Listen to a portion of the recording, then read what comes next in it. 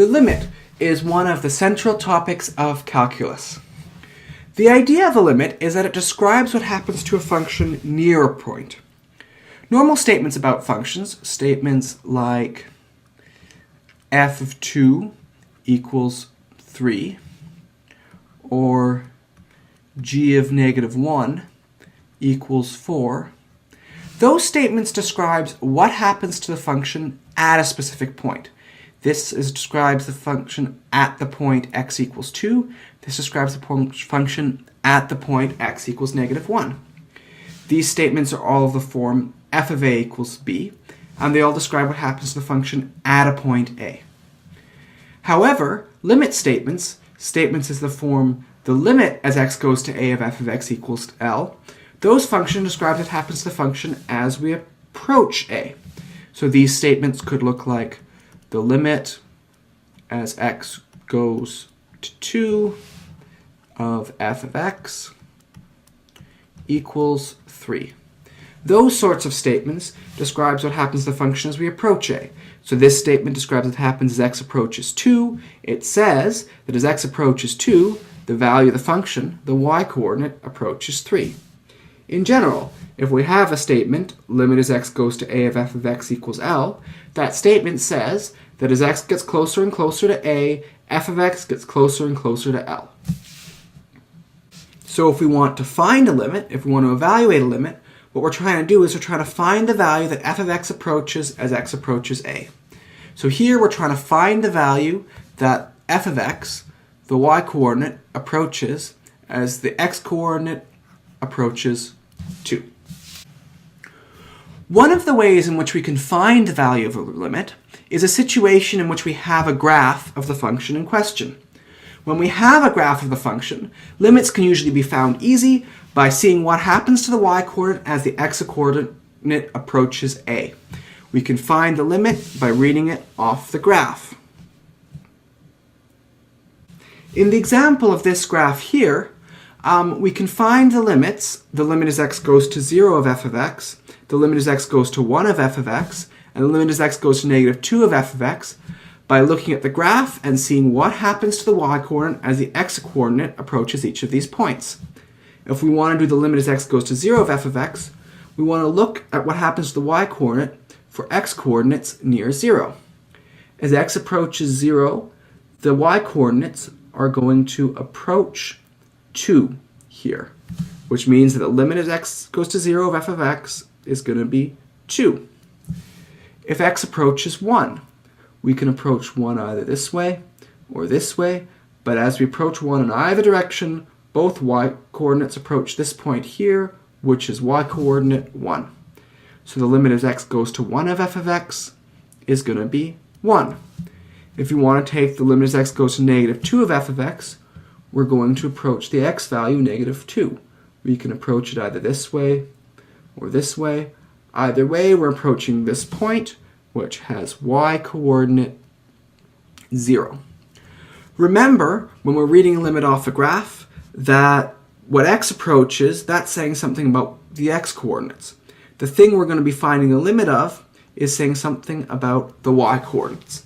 So the answer to your question, the answer to the limit, the value of the limit is always going to be a y-coordinate, not an x-coordinate. One type of function where limits are particularly important are functions in which the graph has a hole in it. A hole in the graph is usually represented by an open circle. The open circle represents a point where the limit exists, where we can find the limit of the function, but the value of the function is either undefined or different from the limit. For example, in this graph shown, at this point here, the limit is going to approach this circle, but the value of the function is up at this circle. At this point, the limit's going to approach this open circle down here, but the value of the function is not defined at all. However, we can use this graph to find a number of limits. We can find the limit as x goes to 2 of g of x. If we want to approach the x-coordinate 2, we can approach it either this way or this way. Along the function, we're going to approach it either this way or this way. Either way, we're going to approach this point here, which has y-coordinate 1. If we want to take the limit as x goes to negative 1 of g of x, we're going to approach the x-coordinate negative 1. We can approach it either like this or like this. Either way, we approach this point, which has y-coordinate 1.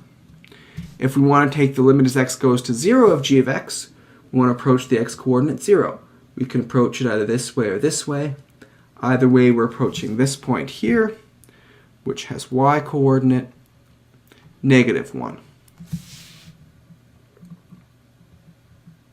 So far, we've seen a number of situations in which limits do exist, in which we can find a limit and the limit has a value.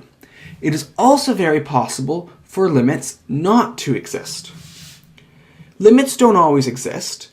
Basically, when they don't exist, there is no number that f of x approaches as x approaches a. There's a number of reasons that a limit might not exist, and I'm going to go over those possible reasons here. The first reason that a limit might not exist is that the function f of x, the value of the function, might approach different numbers depending upon how we approach a. So for example, in this situation, if we want to find the limit as x goes to 2 of f of x, we're going to approach the x-coordinate 2. If we approach it from the right, if we approach it this way, we're going to approach this point here. If we approach it from the left, if we approach it this way, we're going to get this point here. Those points are different. They have different y-coordinates. Therefore, the limit does not exist. When limits do not exist, the thing we usually write to symbolize that are the letters D and E, standing for does not exist. There is a second way in which a limit might not exist. In this situation, the value of the function f of x is getting infinitely large or infinitely small as we get closer and closer to a. So in this situation, we're trying to find the limit as x goes to 1 of the function 1 over x minus 1. The graph of the function f of x equals 1 over x minus 1 looks like this graph here. As x is approaching 1, along the graph of the function, we're either going to talk about this part of the graph as x gets closer and closer to 1, or this part of the graph as x gets closer and closer to 1. This part of the graph goes up and gets bigger and bigger and bigger, goes towards positive infinity. This part of the graph goes down and gets smaller and smaller and smaller, goes towards negative infinity. Neither of those approach a specific y value, so the limit does not exist. Another situation in which a limit might not exist is a situation in which a function oscillates. This function, g of x equals sine 1 over x, is a really interesting function. It's interesting because it oscillates just like a sine wave. It goes up and down and up and down and up and down. But as you get closer and closer to 0, the speed at which you get up and down gets faster and faster and faster and faster and faster and faster and faster. Because it gets faster and faster and faster, rather than approaching a specific point, we sort of approach every point between negative 1 and 1. So in this situation, the limit as x goes to 0 of sine of 1 over x does not exist.